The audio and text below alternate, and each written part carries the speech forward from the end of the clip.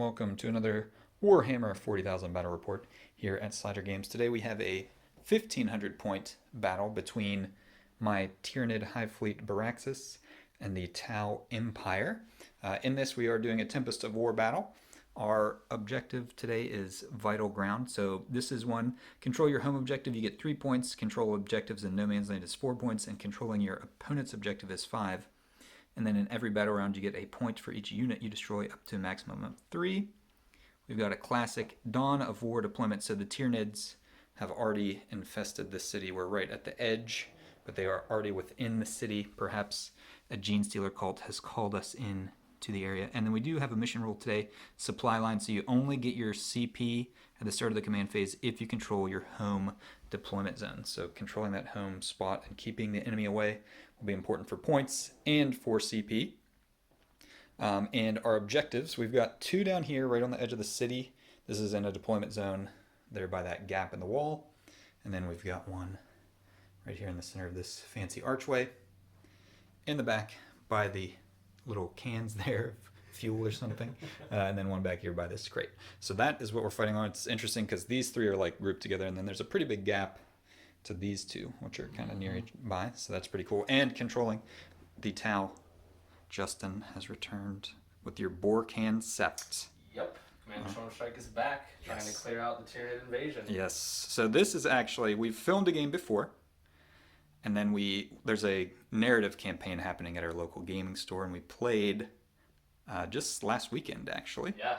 So this is a fresh rematch. I did win, technically. Yes. Yeah. Pretty handily by points, yeah. I'll admit, though, you did table me in turn 4, and I was saved by the bell. Time ran out. If we would have done a 5th round, so there in our campaign there are like 2 scoring things. You definitely would have won one of them since I had literally no presence on the board. It was a strategic. I don't want to say loss of. It's a strategic use of biomass. Yeah. Don't sell yourself short. We consumed something that the hive mind wanted. Yes.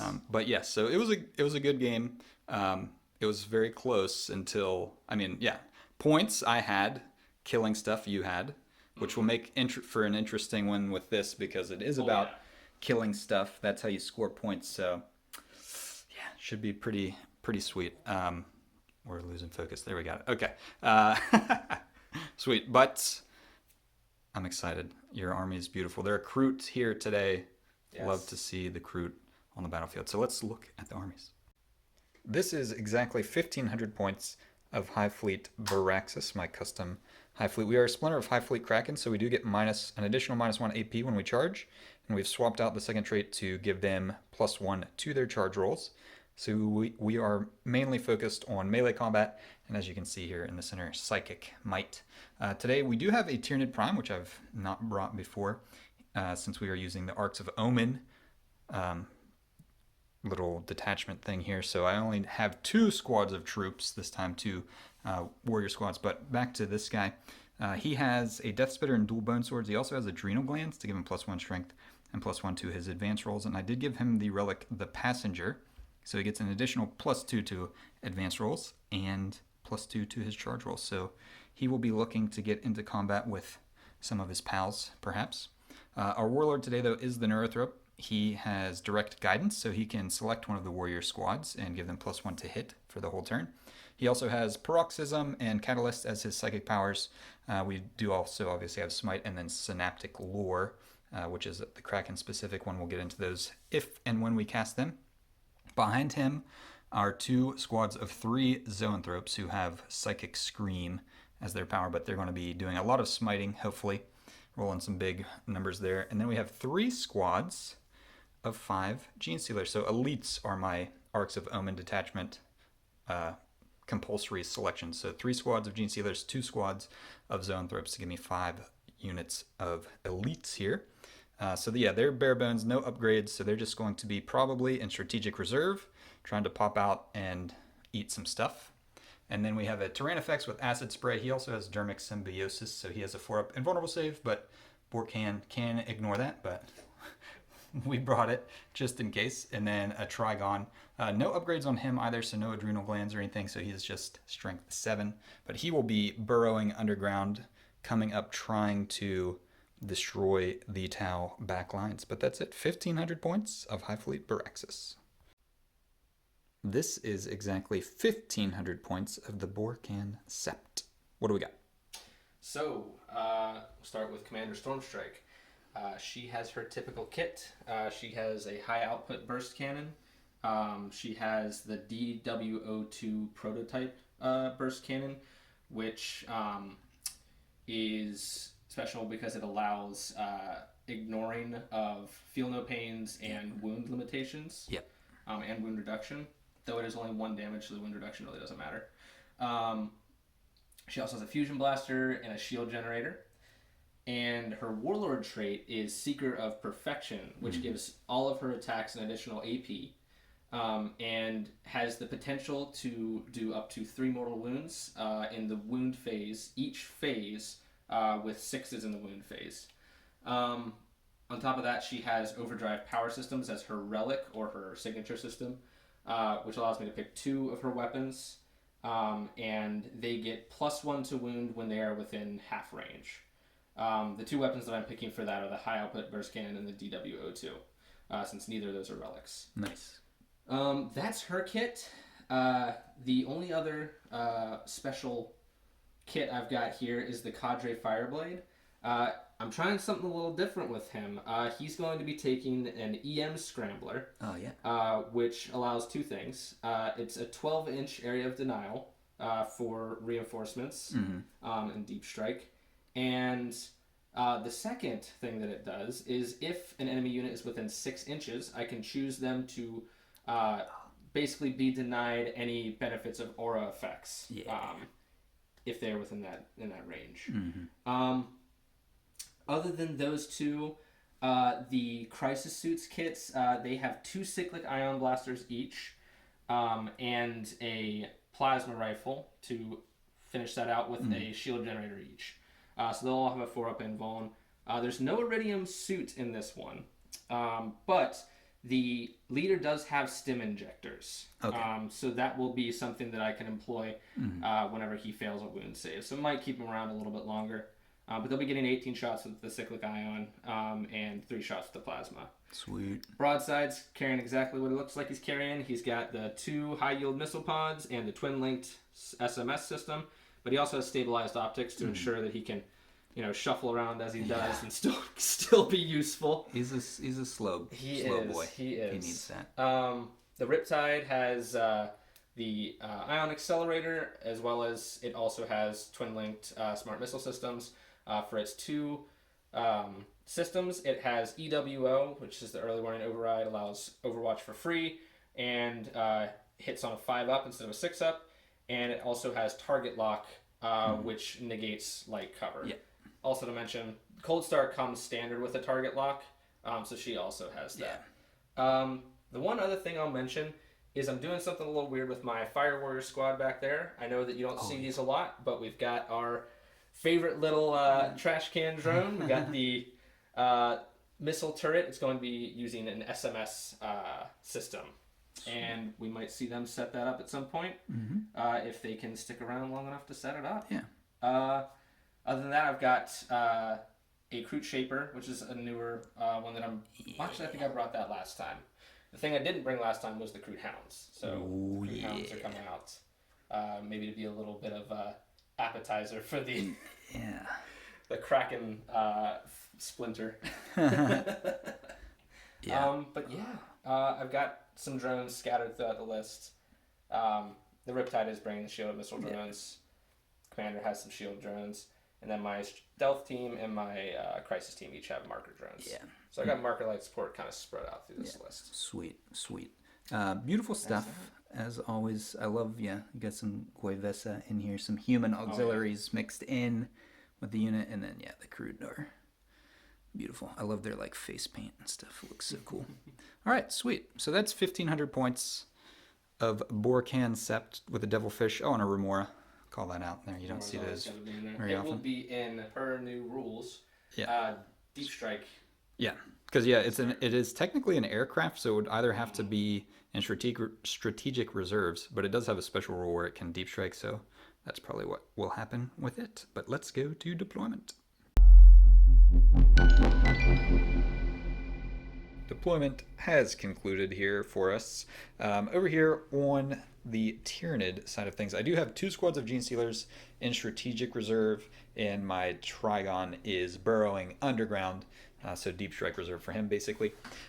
Over here, we do have the terrain effects on my home objective, and the squad of dual bone sword warriors over here as well. Actually, when I put the warriors down first, I was like, I don't need to be on my home objective because I don't score it in the first battle round. Then I realized with our secondary mission rule thing, we have to control your home objective to get CP. So I decided, I was debating whether to put the terrain effects here or in this little alley slot right here. I went with this. Basically, if I go first, I will get a CP. If I go second, he might not live, so I might not get the CP anyway. But that's, that was the thought process there. Over on the opposite flank, we have the Tyranid Prime and the Scything Talon Warriors, so hopefully they can shift up this flank to the home objective of the Tau. We have a 1 squad of Genestealers 4 deployed here in the center with a squad of 4 deployed stealth suits, so it's, up there. I can't reach him. It's 9 inches up. If I advanced, I could get them up there, but I have no way to advance and charge this game with psychic powers. And then we've got a big blob of brain bugs back here in the back. So both squads of Zoanthropes and the Neurothrope. The idea with most of my deployment is just tuck in behind these buildings. So if I do go second, I will have some cover. And we've both been discussing who wants to go first in this scenario, because it's really not great for either of us. But at the same time, it's I don't want to go second either. If I go first, the plan is I can move him up and they would be in range for his acid spray, which I also deployed way before the Tau. They had more drops, so this came in later, so he may want to go that way even. I don't know. If I go second, I'm afraid he's going to die, because let's go over here to the Tau deployment. Tell me what you got going on. But there is a Riptide who could easily pop out and shoot him. Hiding around the corner. Yeah. So for the Tau deployment, we started off pretty aggressive. We have the Kroot that are going to do their pre-game move as in just a moment here when we decide who's going first. I've got 3 units of them here. I got the Kroot Hounds, the Kroot Carnivores, and their Shaper. And we've got some ability to kind of push up the center flank a little bit with maybe some melee threats or just some screening. In the back corner at our home objective, we've got a fire base of Strike Team Fire Warriors that with the Cadre Fireblade have a decent amount of firepower. They have a -2 AP base when he's nearby and can see their target. We've also got a broadside that has some non-line of sight shooting and some pretty significant 2 damage shooting as well. The Riptide and the squad of Breachers are on the left flank to try to tie that up and just keep everything over there busy. The Riptide's obviously got some ability to pivot from alley to alley here, which is going to be really nice. And then in the center, the pivotal part, we have the Crisis block with Commander Stormstrike, who has just thematically landed in and is going to decide when they see how the battle goes, which flank they're going to commit to. Definitely some flexibility. They're super fast, obviously, with a Cold Star, and then she can boost the movement of the Crisis team around her. So yeah, they can basically get anywhere they want. And again, that comes back to the who wants to go first thing, because they could move super far forward and probably kill some Genestealers or something, but that would obviously expose them to psychic powers, charging, that kind of stuff. So yeah, we're both kind of positioned defensively here a little bit, waiting to see what the other person does. But it should be very interesting to see what happens. Do you have a die, sir? I do. All right, let's see who gets to go first in this crazy world. All right, I'll let you roll first, sir. This one? Oh, he's getting out a different colors, special die. All right, let's see that Tau symbol. It is. That's a 6. Slider Games. Oh, almost. Okay, so we'll be Tau going first here as we go to battle round 1. Commander Stormstrike has issued her orders. No prisoners. Kill the Tyranids. Battlefield supremacy. Hold any 3 objectives and more than the opponent, which will probably be achievable this turn. And then storm hostile objective. This is possible with the breachers and combat deparcation, but it would be tight. Let's see what they can do. The Tau movement phase has concluded. I will say there has been a casualty already. The Kroot hounds have been removed. He brought these with him, but he had changed his list, and they actually weren't in the list, so we pulled them off the board. So no Kroot hounds, unfortunately. They're beautiful Kroot hounds. Already got to see them at least. Yeah, little showcase. I'm glad that I caught that before we started anything, because that would have been. There are just Kroot hounds, but 24 points can make a huge difference. 24 points. So they are off the battlefield. But yeah, so what's the plan here with the old Bork'an Sept? So we picked Kayun. Oh yeah, so that's right. we're going Patient Hunter. Mm-hmm. We are not being as aggressive as I think you'd typically expect, but we're kind of like in a medium space here. We're pushing up the board on one side. Mm-hmm. We're pulling back a little bit on the other, but we've got a couple things on this side that are going to try to screen a little bit, because there are some pretty significant psychic threats out there, and some big charging threats. It's all about board control in this first one. We're trying to push up enough, take some points in the early game, make sure that the city... maybe you're trying to pull some people out of the buildings. Oh, yeah. In this first stage. The Tau care about lives and saving people. We're trying to... We care about lives, not that they're going to be additional biomass. Right, exactly. That's going to make them stronger. Yes. You did spend a CP on designated tasking on these guys. So they were with the stealth team up here. The stealth team advanced, rolled a 6. So they got all the way down here onto this objective. But yeah, that's pretty much that. The Kroot, so they got a 7-inch pregame move plus the regular move, put them all the way up here. So they are looking to charge the Genestealers, eat them, so that will buff them for the remainder of the game, actually, if they can kill a unit in combat. But yeah, so command points, though, that's kind of your thing right now, because you only had 2 to start, because you took extra upgrades, relics, warlord traits, that kind of stuff. So you went to 3, spent 1 on designated tasking. So then the question was, do you spend your last 2 to ignore the invulnerable save of the terrain effects? But you said you want to spend a CP to strike and fade with these guys. Yep. So they're going to be able to shoot and then jump back behind the containers for some safety. So yeah, Koyon, Patient Hunter, not overextending early, putting yourself in some positions to be safe from psychic retaliation. But yeah, that's the plan. Let's go to some shooting. Opening up the shooting phase, we've got the Crisis team down there with their strike and fade shots into the terrain effects. We did hit with all 4 marker lights from the 4 drones, so he has been knocked down to 3 marker lights because they are shooting. So do you want to start with their cyclic ion blasters or their plasma rifles? We're going to start with the plasma. Okay. So, 3 shots. They are hitting on 3s because of the marker light. And they are rerolling 1s to hit because of the commander's aura. Sweet. Let's see what we get. 3s rerolling 1s. Oh my goodness. They all hit. They all hit. Very nice, very nice. Strength 8, so 4s to wound. 4s to wound. So 2 wounds. And Dermic Symbiosis 4-up invulnerable save or 3 damage. Which I failed them both. That's 6. Oh my gosh. There's 18 cyclic ion. Right, and you have that thing. Yeah. Do I want to spend a CP? I'm going to go ahead and spend a CP. Let's see if we can... Okay, so he takes 3. Yeah, all right, that could be big. Yeah, that could end up saving him. Okay, so he's down to, I believe, 14 wounds before all this stuff comes in. Gotcha. So this is the 18... cyclic ion, because it's 6 from each. They have 2 cyclic ion each, and they are overcharging. Okay, sweet. So this could do some significant damage to them. Oh yeah. I do have the reroll 1s though, so. So they damage a model. So you have to roll these individually, That's actually. True. That's actually true. So let me do that. I had them separated out to 6 for a reason, and I completely forgot. All right, so 6 at a time. First guy.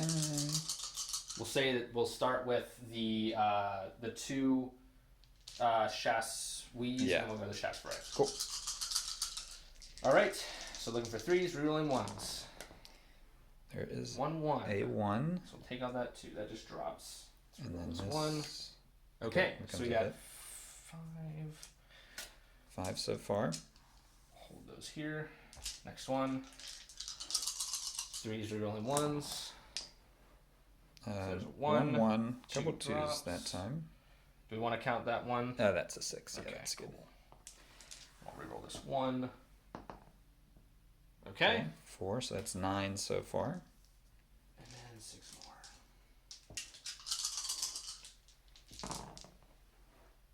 Drop a 2. Another 1. Man, A lot of it's sixes been very out here. gracious with the 1s on your Okay. That's some good shooting. dice. Yeah. So that's A lot. 8. And 5. Yeah, that's 13. 13 hits. These are strength 8 Yep. since it's overcharged. So these So are 4s. 4s again. No rerolls here. Oh, That's that's all but only 2 drop. Okay, that's not great news. I'll just scoop and these it's up. -2, so I think that puts you at your end Yeah, regardless. it'll be 4 either way. It's got a 2-up armor. All right, you just did it with 4s. I can do the same, right? Yeah. No. All right, that was significantly worse. Oh. These are 2 damage Damage each. each at overcharge. So 2, 4, 6, 8, 10, 12. That's 15 damage he's lost already. Okay.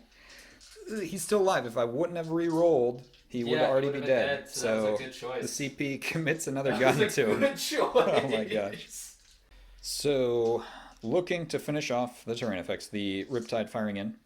Everything into him except the smart missiles, which will go into the squad of warriors in the back. Yep. Okay. 8 shots, looking for 3s. No rerolls. There's a 1, so that's 1 damage. I'm going to set that 1 next to him so I damage. don't forget that. Yep, everything else hits though. Oh, wow, it does. Okay. And these are 4s to wound. 4s to wound. Okay. So 4. 3 drop. I'm just going to roll these. 4 at -2. So 4 4s coming up. He's dead. Oh my gosh, his wow. rolling. I shouldn't have spent the 25 points for Dermic Symbiosis because it did not help.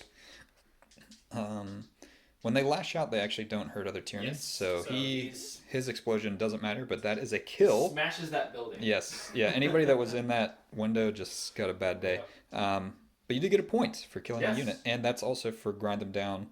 That's 17 wounds. We finished up the shooting phase. The broadside fired his smart missiles into the Genestealers, and the Riptide smart missiles went into these warriors. No damage was done. Now into the charge phase. We're coming over here to the Kroot. The Shaper is going to go first, actually. He needs a 9-inch coming around his fellow Kroot into the Genestealers. All right, let's see if he's got the desire If to he's be hungry. in melee. He is in with a 10. Oh my god. So he made it. And All then, do you want to just roll for the Kroot now? Yeah, And then we can... I do want to see, is that going to make their charge any more difficult? So if he, I have with a to? 10, he can come up to this guy. And then that won't affect. Okay, Yeah, cool. so you can still get the other dudes What are they? in and around. I think they're. This is probably like a 3 or a 4-inch. I would say a 3-inch maybe. So We'll just see don't if get- if you don't just roll what snake that eyes, we're going to CP assume he's for. in. Yeah. Okay, they're 7. definitely in with a 7. Kicking off the fight phase, we're going to start with the Kroot Carnivore. I do have 2 CP to interrupt, so them going first, they've got a good chance here to just take out the Genestealers. 20 attacks, hitting on 3s, rerolling 1s because of the Shaper. Let's see what the group carnivore can do.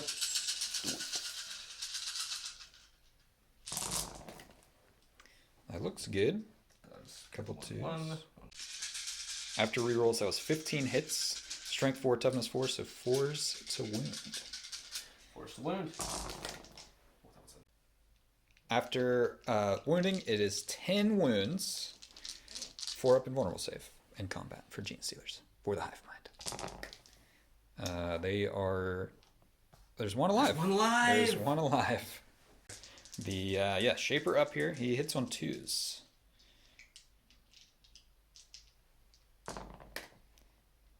They all hit. All and hit. he's strength 5 with his ritual blade. Is that what it is? Yep. Okay, so 3s. So 3 wounds. And it's -1 AP, but it's a 5 up invul anyway. 3. Or 4 Oops, up. dropped 1. Doesn't count. 4 up. He is dead. Okay, so the Genestealers go. That's 2 units killed for Vital Ground, so that's 2 points for the primary, and another 5 wounds for Grind Them Down. With the combat ended, no consolidating here. They're staying in this kind of little cluster here. Didn't want to get the Shaper strung out away from the other guys. But the Tau do score 2 primary points for killing 2 units, and they get 5 points for Battlefield Supremacy. They hold 1, 2, 3 objectives for that. So let's go into Tyranids, turn 1. The Neurothrope has issued its orders from the Hive Mind. Deploy Teleport Homer. I'll be ditching that. At the end of the turn, do an action in the Tau deployment zone. Not going to happen.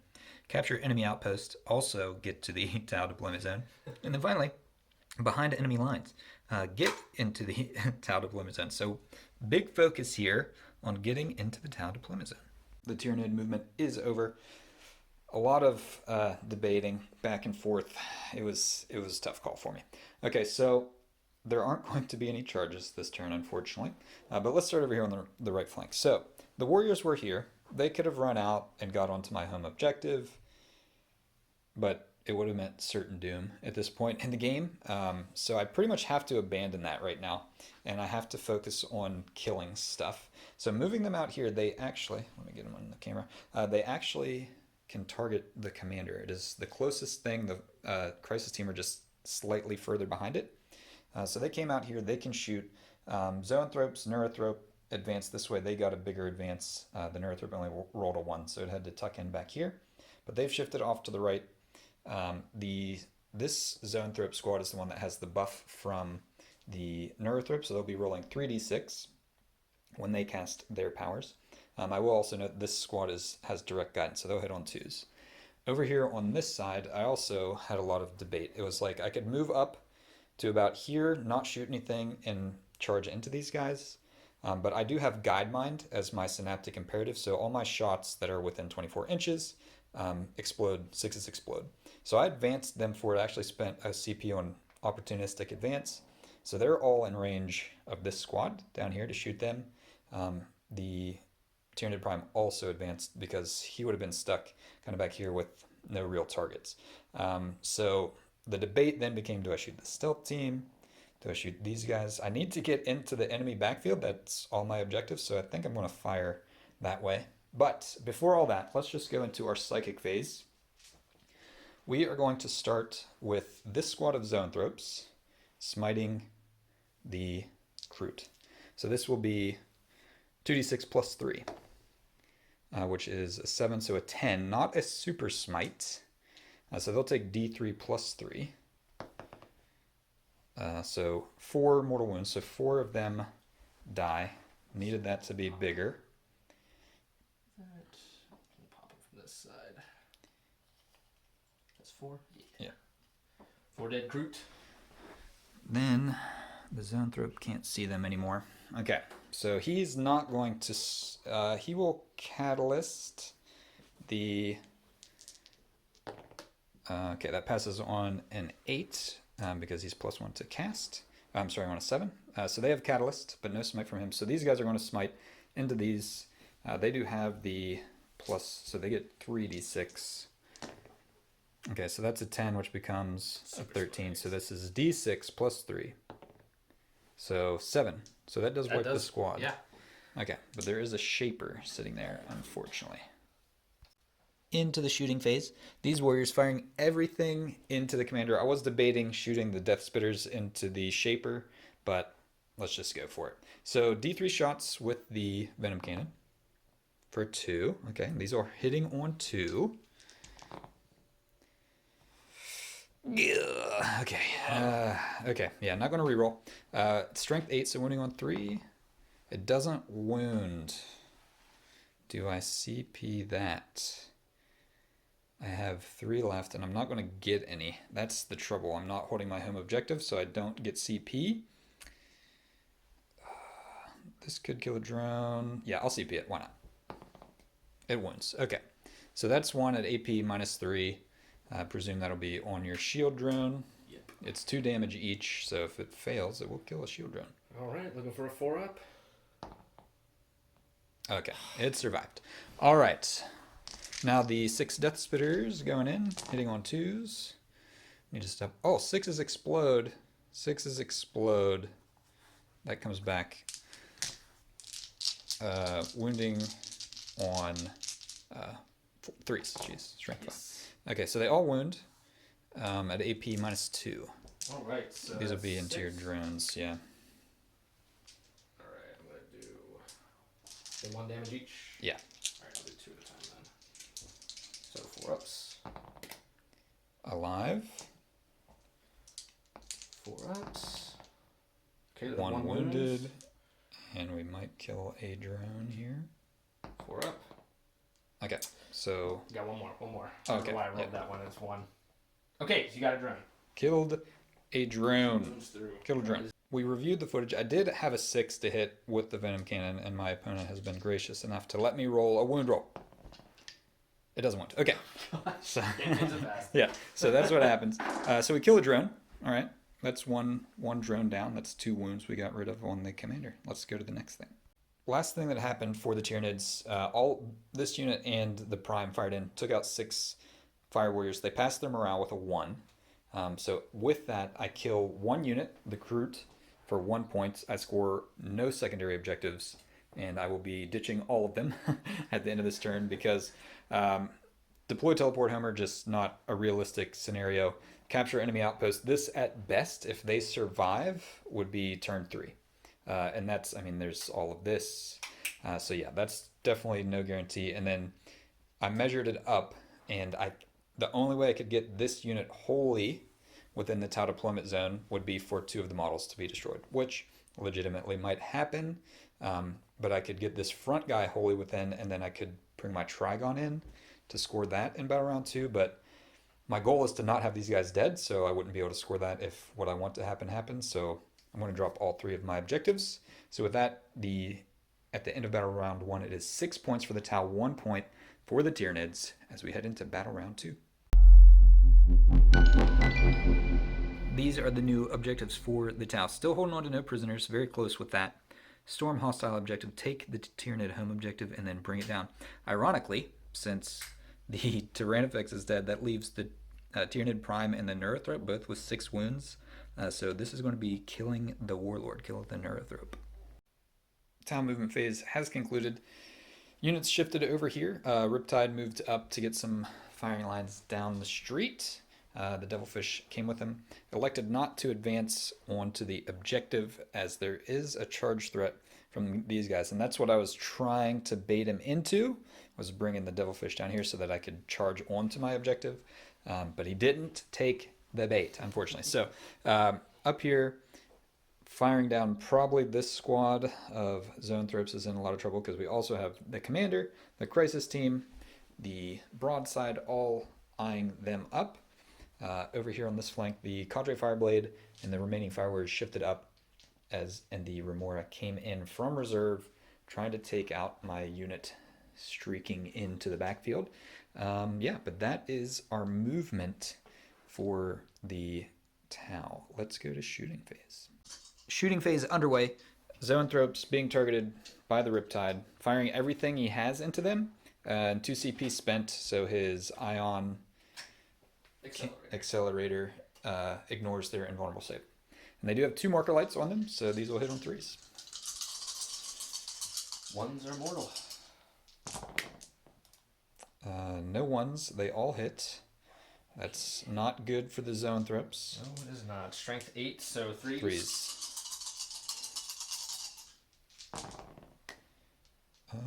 2 drop. 4 at a lot, so they're dead. Because it's 4 damage. 4 damage each. Let me check the AP on that gun is surprisingly low. Their armor save is only a 5. Oh, so okay. it's so -2. So they're dead. So that is a unit destroyed. And that will also get you grind them down, because that's enough wounds to send you over the limit. Next up to shoot, the Crisis team firing into these warriors, starting with the Plasmas. I did spend a CP on Reinforced Hive Node to reduce this damage to 2. Alright. 3s rerolling 1s. 2 hits. Drop. And 3s to wound. 3s to wound. Okay, only one. Only one. I've got a 5 up Definitely invulnerable can't kill from Warp Shielding for my Synaptic Imperative. fails. So one takes 2 damage. Correct. So on 1 wound left. And then we've got the overcharge cyclic iron. And actually, I was gonna overcharge these anyways, so you're right. I spend my technically after you've declared. Yep. So these will be 3s, rerolling 1s. 1s are immortal after the. Oh, that was real good. Really good. So there's 5. Whenever Koyon kicks in, you're rolling the 6s now. Yeah. It's going to be. Yeah. There is a 1 to reroll. This 2 drops. Okay, this is going the exact same way they did the last time. It was 5, 4, and 4. Let's see if we can repeat ourselves. There is a 1 in that group. And another 2 and a drop. 2, so this should be a hit. It's going to be a 2 or a 1. Oh, there's a mortal wound. It was the exact same except I got a mortal. Yeah, and it's the Shaz yes, Ray. It is. So the boss man takes a wound. So I'll put that there so I remember that. But we still got some good hitting there. These are 3s to wound. 3s to wound. Okay. 4 drops. All right, let's see. 5 ups. These are -2. So yeah. 5 up saves. Just need to make 1 damage most each, of these. Oh, that was good. Maybe. So you only missed 3. I saved 4, so that kills 1, kills another. 1 guy's on 2 wounds left. Cool. You will notice a distinct lack of Tyranid warriors over here. Everything in this corner fired in. It did take every unit, to be fair. Yeah. The commander had to finish off the Tyranid Prime right at the end. But yeah, everything over here fired in, took out this flank. So that scores 3 units were killed. Zoanthropes, Tyranid Warriors, Tyranid Prime for 3 points for primaries. They also, the Tau controlled an objective in No Man's Land and their home objective for 7. So 10 total primary. They also got 5 points for no prisoners. I have been calling that grind them down this whole time, but it was no prisoners, get 30 wounds killed. So they got that. So yeah, it's not a lot here for the Tyranids to work with. Yeah, it's going to be interesting. We have 2 squads of Genestealers and a Trigon to bring in to see if we can turn things around. The problem is Koyon kicks in next turn for the Tau. But yeah. Let's see what we can do. On to Tyranids, turn 2. The Hive Mind has issued its new orders. I ditched all of my old ones. Secure No Man's Land. That's going to be difficult. Take 2 objectives in No Man's Land. Blood and Guts, okay, that's a more positive thing for us, but we've lost a lot of our melee stuff, so gotta kill 3 things. And then attempting target. This is the objective with the Riptide and the Devilfish. So let's see what our strategic reserves can do for us. This is it for the Tyranids. Both squads of Genestealers came in my own battlefield edge. The plan is to just swarm everything over here. The Zoanthropes flew over here, advancing. Neurothropes advance, got him up onto this roof.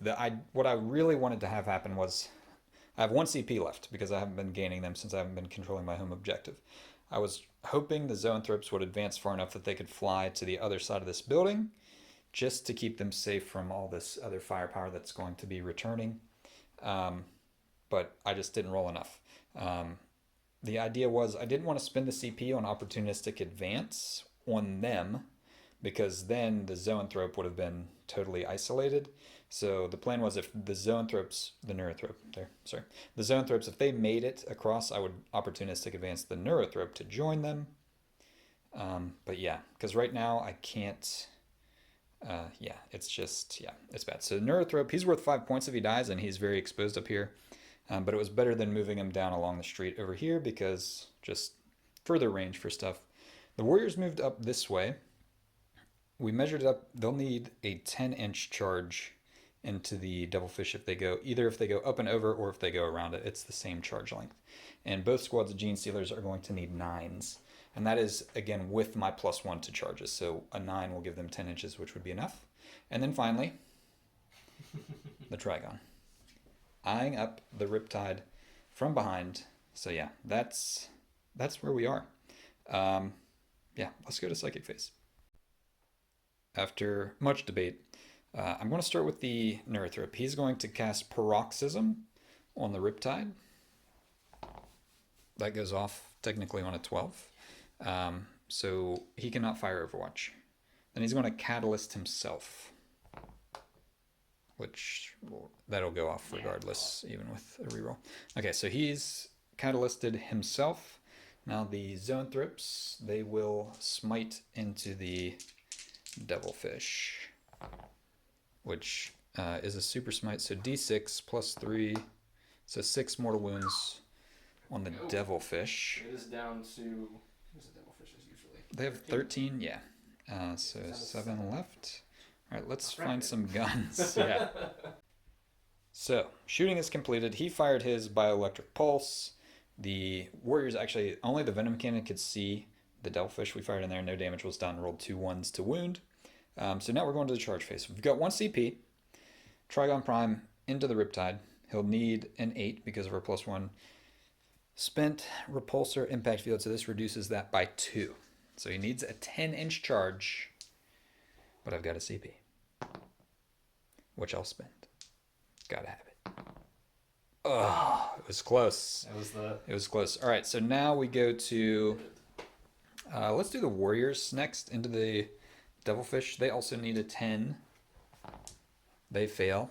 And then first squad of Genestealers needs a 9. Fail. The second squad.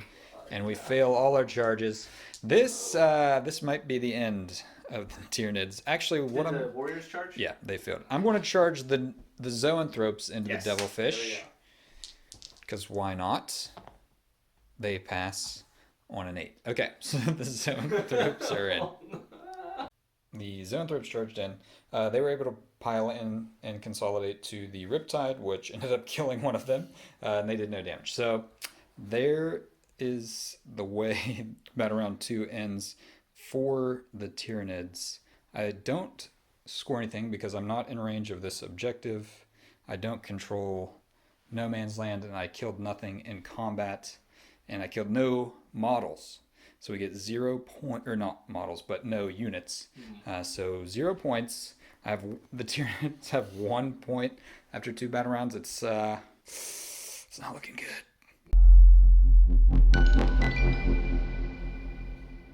Orders for the Tau, the new one, Assassination. So doubling down on killing that Neurothrop. So now Bring It Down and Assassination are on the Neurothrop. So 10 points there, and then still Storm Hostile Objective. We're just joking. It's hard to score this when the Tyranids never hold an objective, but I do have it right now. So they could get 5 points for that one. We're nearing the end of the Tau turn, and realistically probably the game. So I'm down to 5 models. I've got 3 Genestealers left, a Neurothrop, 1-2 wounds, and the Trigon over here. So basically everything on this side, the Riptide fired in and killed the Zoanthropes. These guys and the Devilfish fired in and killed most of the Genestealers. It is Koyant, so the Devilfish was able to fall back and still shoot. Over here, we had a lot of fire. Remoras. The Shaper actually took 2 wounds off of the Tyranid Warriors over here. And the Crisis team actually split fire. Their plasmas went into the Neurothrop and actually did no damage. And then the rest of their fire went in to take out the Tyranid Warriors. The Broadside is the guy who actually fired in and hurt the Neurothrop. So all that's left to shoot for the Tau are the Stealth team, the Fire Warriors, and the Cadre Fireblade, and the Commander. So she is taking aim to eliminate the Neurothrop. Okay, what are we starting with over here? I'll start with the Fusion first. Fusion, yeah. Fusion me. Alright, so looking for a 2-up. That's a 5. That works. Strength 8, so 3. Ooh. It does work. Okay, so 3 up or death. I mean, you could roll a 1. Oh no, you're half range. We'll have to double check, but let's just see here. 22. I do fail, and I have no CP. It would have to be 11 inches. I don't think I'm within 11 inches. I'm just within range, actually. Okay, so I if can you roll a 1, the Neurothrop could survive. I have 2 CP as well. I guess I could roll it.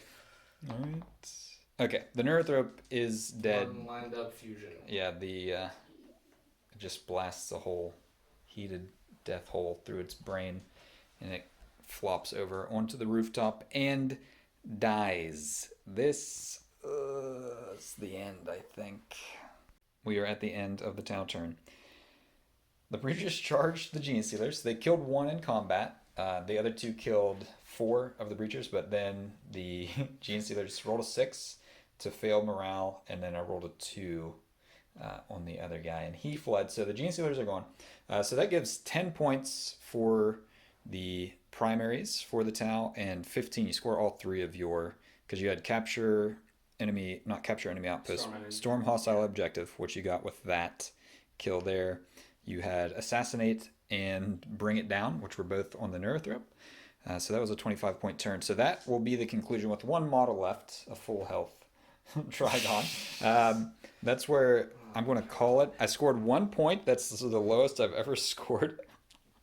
I don't know that I've ever seen anybody score 0. So it was brutal. Going first was huge in this one. Yeah. For sure. Yeah. Because the Trigon or the terrain effects getting blasted. I mean, again, it's a dice game, so this is definitely part of it. I mean, I didn't make very many saves. You had 4 up saves that you're making, 3 up saves, and you still the dice were against you. It was horrifying. Because I had the terrain effects with 17 wounds, toughness 8, even with the 4 damage gun coming through from him. If I can make a few saves with my 4 up, because I didn't even use the experimental weaponry. Didn't ignore his invulnerable. So, I mean, I thought that he would have a chance to live. I thought he would be alive at the end of your shooting, since you didn't do the experimental weaponry on him. But he died even with the 4 up invulnerable save activated. He got wiped out, and it was basically. I mean, I'm trying to think. Again, I don't know that there's really anything I could have done differently. I could have played more defensively to let you come closer, because I didn't have any charge opportunities in my first 2 turns. No. Other than these guys coming in out of reserve, the Genestealers and him, because I advanced charges over here that right, and they all failed. They were long charges. Mm-hmm. I did at one point advance the Scything Talon Devourer squad up so they could shoot into this unit rather than moving them up, not shooting, and charging the stealth suits. Which, I mean, I could have maybe done that. I don't know that it wouldn't have saved them. Even if they killed the stealth team, they still would have just been shot off the board. Yeah. So I wouldn't have held that objective for the primary points anyway. That was my thing, was like I could hold everything back, because there's tons of line of sight blocking on this battlefield. Obviously, there are places to hide, but I was in a position where obviously you have to score objectives, and if I sit in the back, I'm not scoring. I give you table control. So I needed to gamble with my invulnerable saves, because when they did come out, I had warp shielding up. So they did have an invulnerable save. So, I mean, there was chances for me to survive. It just didn't play out. I don't know. Maybe I should have deployed more stuff on this side and tried to move that way, holding my home objective. I thought my deployment was good with all the psychic stuff here in the center, because I could go really any way. And that, again, was like, this is actually probably one of my biggest flaws as a player, is I always deploy anticipating to go first. Because, I mean, that's not entirely true, because I hide stuff behind things, but the plan is generally, I'm putting this stuff here, so if I go first, here's what I can do. Because, I mean, you can have an idea of what your opponent might want to do, but you can never really, know for sure. So it's like, the known factor is this is where you're deployed. So if I put my stuff here, I can move here, smite this, shoot that, whatever it might be. Yeah. And I don't know. You just played really well. It was a good game. Thank you. I do think that there was so much that should, mathematically, there should have been times where you were able to weather gunfire, and it didn't happen. And on top of that, that crisis core. This is the first time trying the cyclic islands together, and that was just, every time that was at least 15 shots. Oh yeah. And even with the -1, it's just so much high strength. Even though it's not a ton of AP, it's just enough volume. Oh yeah. And that's what, most of 9th edition is about, volume of fire. Yeah. Especially multi-damage. volume of fire, which you get 2 damage on the cyclic ion blasters, 18 shots. I mean, even if only half go through and half score wounds or like get through the saves, I mean, that's 8 to 10 damage, something like that. That's a lot. I mean, that kills. It's a nightmare for the 3 unit or 3 model warrior units. Yeah. So it's really versatile because it can take out small vehicles. It can take out elite infantry like the Tyranid warriors or like Space Marines, Primaris, that kind of stuff, multi-wound stuff. Yeah, it's really, really good. I wish, and we were talking about this. This is, us wish listing because we're both Tau players, and ultimately, the greater good won. Nobody can complain about that. It would be great to see them release like weapon upgrade sprues for the Tau. Because right now, the only way to get a cyclic ion blaster bit is to buy the commander kit, and it has 1. Yeah. Has 1 in there. So if you want to put 2 on each of your suits, that's 6. You need 6 commander kits right now to do that, which is not possible. You can't field 6 commanders, so why would you ever buy 6 commander? Yeah, just give us some, similar to how they're doing with Horus Heresy right now with the Marines. You can buy the Marine weapon upgrade sprues, the heavy weapon, special weapon sprues, something like that would be pretty cool for the Tau to get.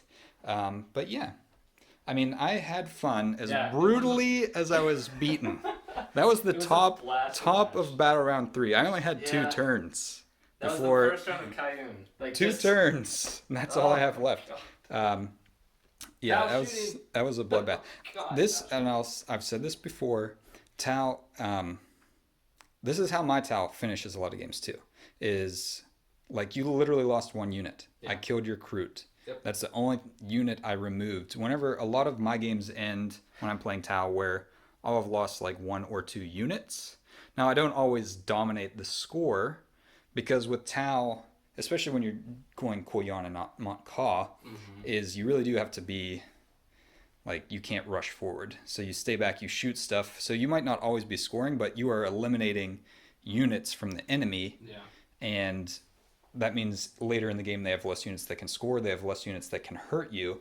So your force kind of stays consistently big and you're killing more and more of the enemy units. Now, it was kind of the opposite in our Crusade game we were talking about before this game started. Like I won that on points because same thing, you played Koyan in that one.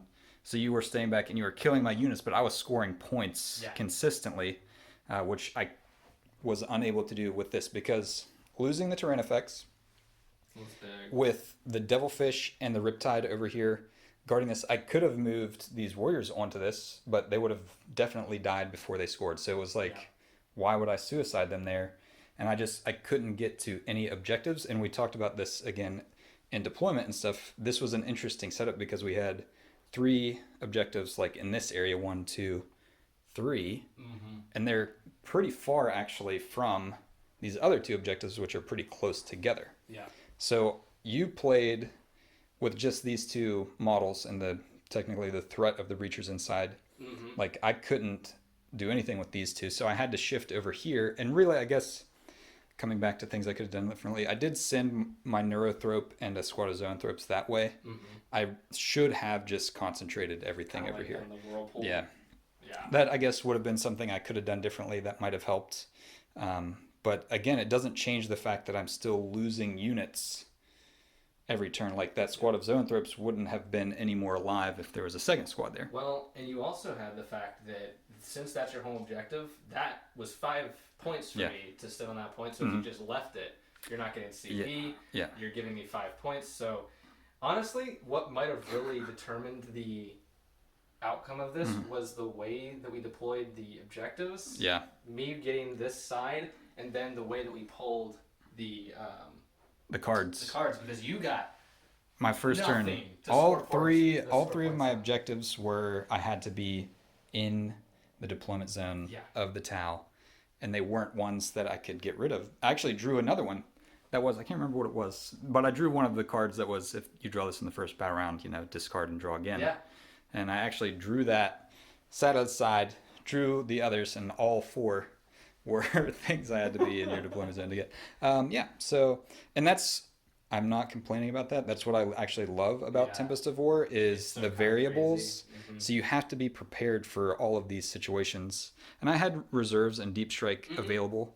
So I had ways to get into your deployment zone, but yeah, it just the Tau firepower was overwhelming, and the Tyranids, just the footprint of the Tyranids is shrinking with points increases and things like that. That So didn't help it. so yeah, but it was fun. I got to kill a squad of Kroot. That was a highlight. Yeah. The Kroot getting into Yeah, combat they- with the Genestealers yeah. was really cool. Yeah, there we go. Highlight and- reel. Yeah. Gene was fun. Stealers and Kroot fighting. Yeah, it was great. I mean, I had fun. It was a good time. Did you have fun? I did have fun. All right, I good. did have Yeah, fun. it is a lot of fun to utterly crush Yeah. your host, Yeah. leave him with one model after I'm 3 so rounds. sorry. Oh shoot, that was awesome. Models are beautiful though, so and I do love Tau, so it's never a loss when the greater good wins.